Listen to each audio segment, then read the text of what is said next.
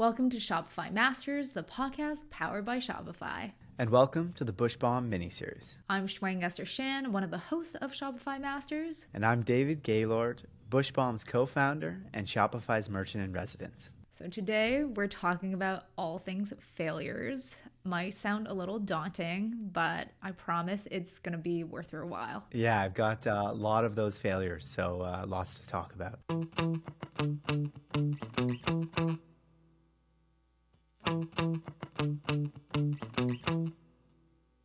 I mean, I think failure is a crucial component to reaching points of success, so I'm excited to dig in. But before we get into the different, experiences that you had that were learning experiences, I wanted to ask, how do you define failure, or what do you associate failure with? I don't actually associate failure to much, because I see it as learning. Like we've talked about this earlier in previous episodes, but anytime you do something that doesn't work, it might be a failure per se, as whatever you define a failure, but I look at it as just an opportunity to learn something new and do something different. So I don't see it as something that brings me down. I see it as something that I want to change and try something new with. And I also think it's just a moment in time. You're at a period where something didn't work out, but there's other things you can try to move you out of that period as well. Yeah, true. And if you think about failures in some ways is something could be a failure right now, but 2 years from now, it could be a huge success. Exact same thing, product, whatever it is, just because of the timing. So that's why failure for me is more about learning and doing something different or in a different way. Looking back in the early days, where were some of those moments where, you were in a bind, but you did learn a lot from them? Yeah, so probably the earliest kind of failure moments were around packaging and branding. So we learned quickly, so one thing is we called our products bush oil, which didn't resonate, and people thought, this is strange, that's an odd product. So that was a quick learning lesson. We kind of quickly failed there. And then the other thing we realized is, although we're trying to really destigmatize people talking about ingrown hairs, razor burn, different products, 5 years ago, we used branded packaging tape on our boxes, and people really hated it because they didn't want a package with Bush Balm coming to their place of work or house or whatever it is.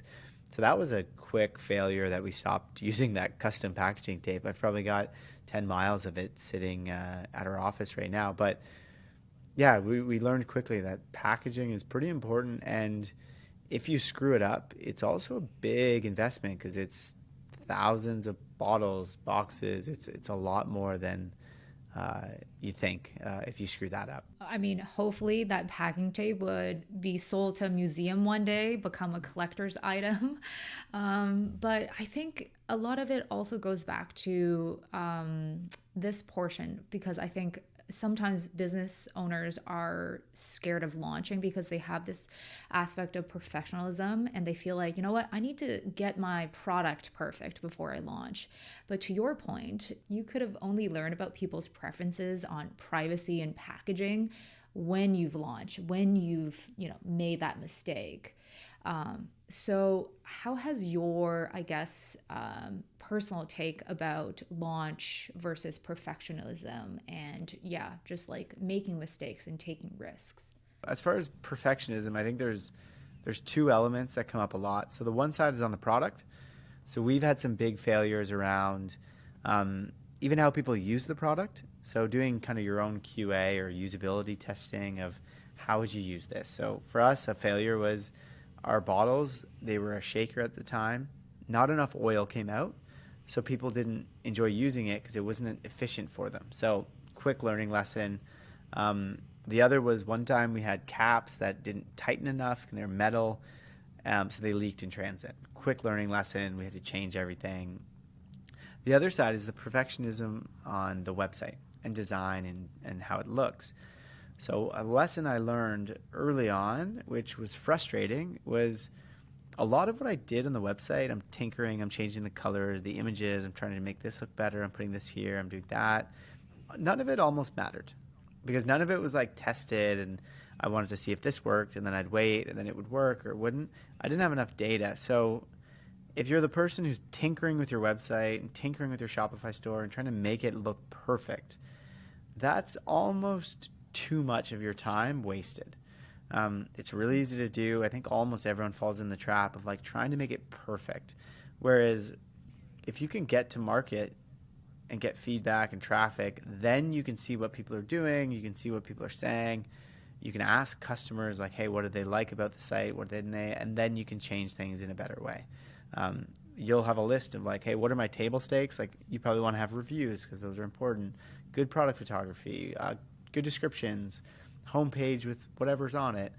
But if you're tinkering on a lot, that perfectionism, it probably in the long run isn't going to benefit your store, especially in the early days. Later on, you can test and do A/B tests and see, but in the early days, you really got to get to market and see the reaction. Sometimes taking a big swing, there's a lot of risk involved. Has there been some decisions or some bets that you've taken that could potentially have led to failure, but you went ahead with it anyways and tested something new? Yeah, so the biggest risk we ever took, I think, was we spent about, it was like $100,000 of personal income into Bush Balm when we really were on the fence about success potential. So that $100,000 was almost more than all the inventory we bought the year before, or actually all the inventory we sold. So we took this bet and risk on the company, and we bought the packaging that was absolutely beautiful. Like it was incredible. And at the time, looking back, I think it was totally worth it. It launched us to where we are today. But even on the packaging that we went with, there was some of it was a total failure. But you can't look back and say it was a failure. It was a good example is we had rigid packaging. So the packaging we used wasn't as environmentally friendly as we want our packaging to be now. We weren't even thinking about that as much back then, and now we're like, oh my gosh, I can't believe we use packaging that had foam inserts. Like that's not very good for the environment. Whereas now we're like, that's a huge failure on our part, and we've changed. So yeah, it's constantly a battle of should we invest this big amount here or should we invest it over here? And you kind of have to take these risks, accepting the consequences of maybe it's a huge success or maybe it's a total failure of a launch or whatever it is. And you kind of have to be okay with that as long as your business can handle it, I would say. Because I think, $100,000, that's quite a lot of savings to invest and take a risk on.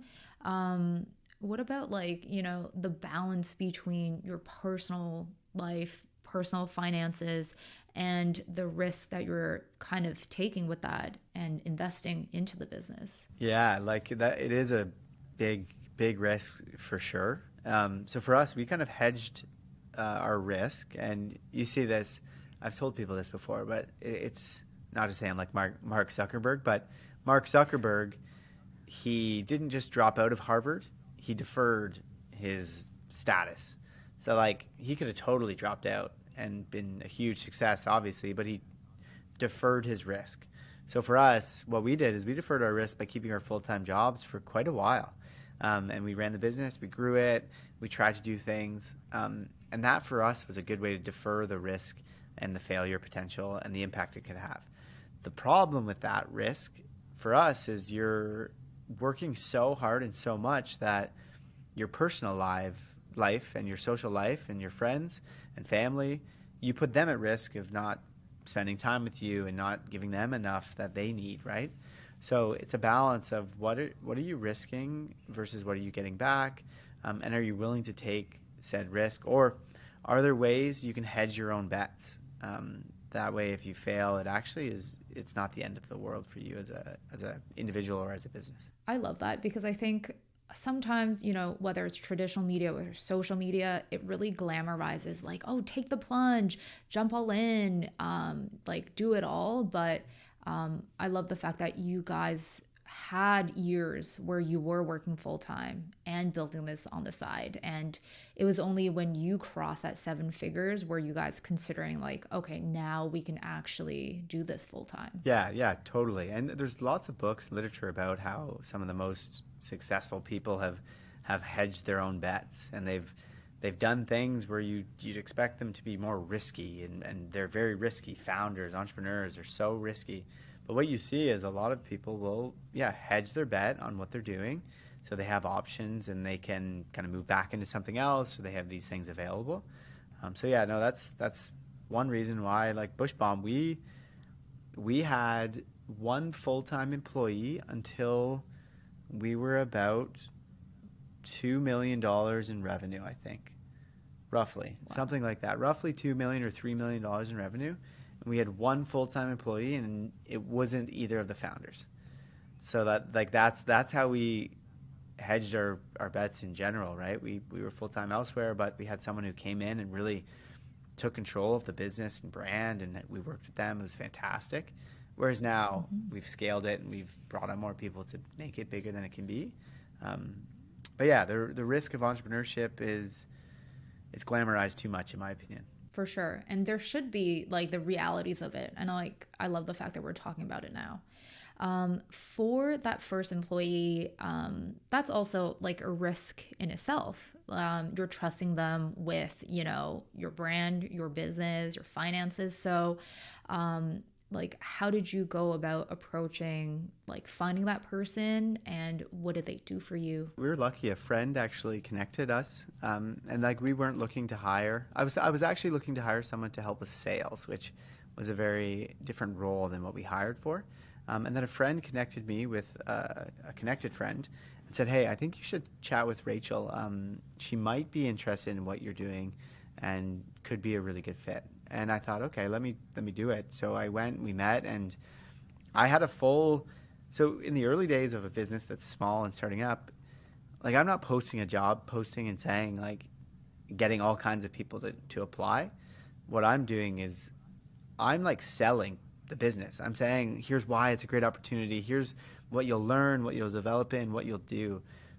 So it was me really pitching to bring someone on to the business. So that's what it felt like. And the role that Rachel came in as, she was our director of marketing and brand. She came in and brought a new life to the business, our content, our creative, our visuals, how we engage with our community. Like it changed Bush Bomb from being this company that I ran the marketing side and had a bit of help here and there, to a company that really had a brand to it and really had a community of people that liked the brand, and that potentially was risky to hire someone, but at the same time, I was really comfortable with a referral as a first hire, and then someone who also believed in kind of what we were doing and why. Because yeah, that's to me key, is if you're hiring anyone, they really have to see your mission and care about it.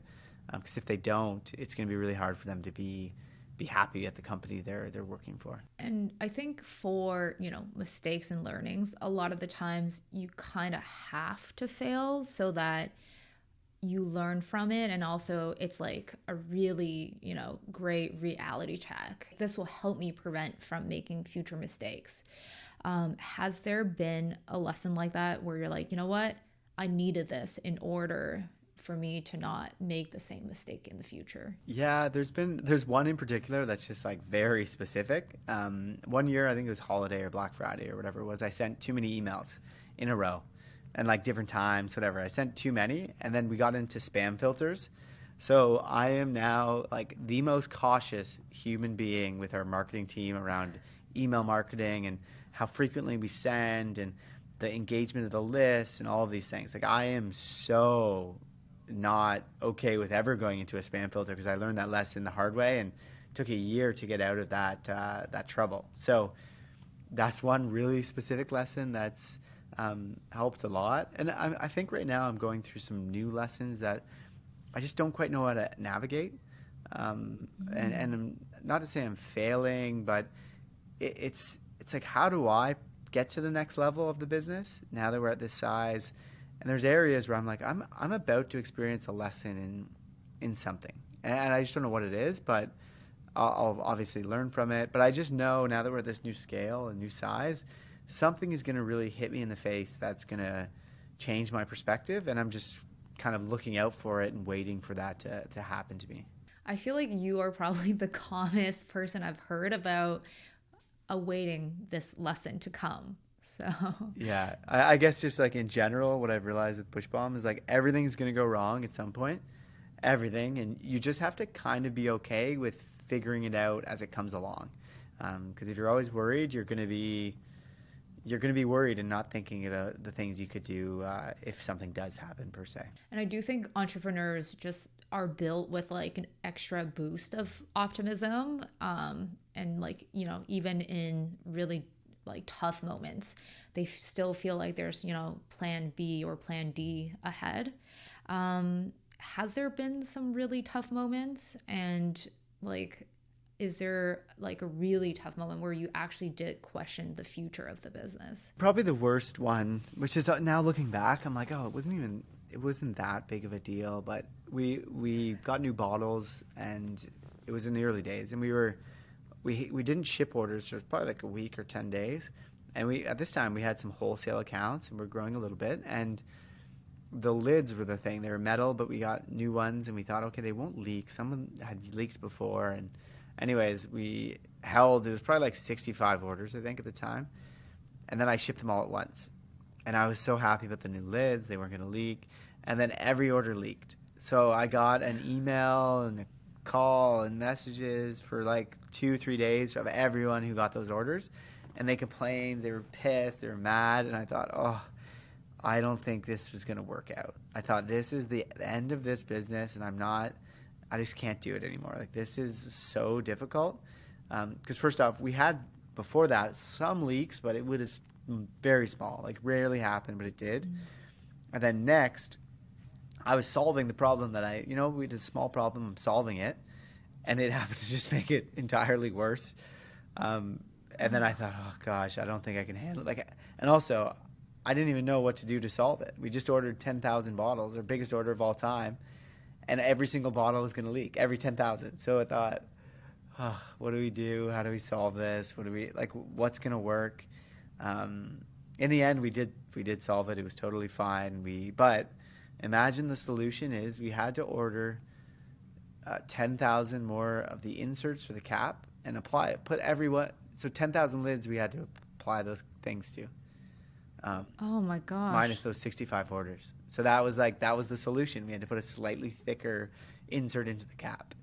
But on the time, it was a Friday night. I'm like, this is the worst thing ever. I don't know what to do, and I can't solve it right now. So you kind of just feel hopeless in the moment. How did you guys eventually reach that resolution of like, oh wait, we just needed an insert? That's a lot of manual work, but you did reach a resolution. Right? Yeah, it was just figuring out over like a week of trying and testing and like putting the lids on with deeper inserts and like doubling up the inserts we had just to see, and putting it upside down and shape. Like, we tried to do as much as we could, and then in the end we saw, oh, you can see the imprint in the compression, and that's the key, is the compression.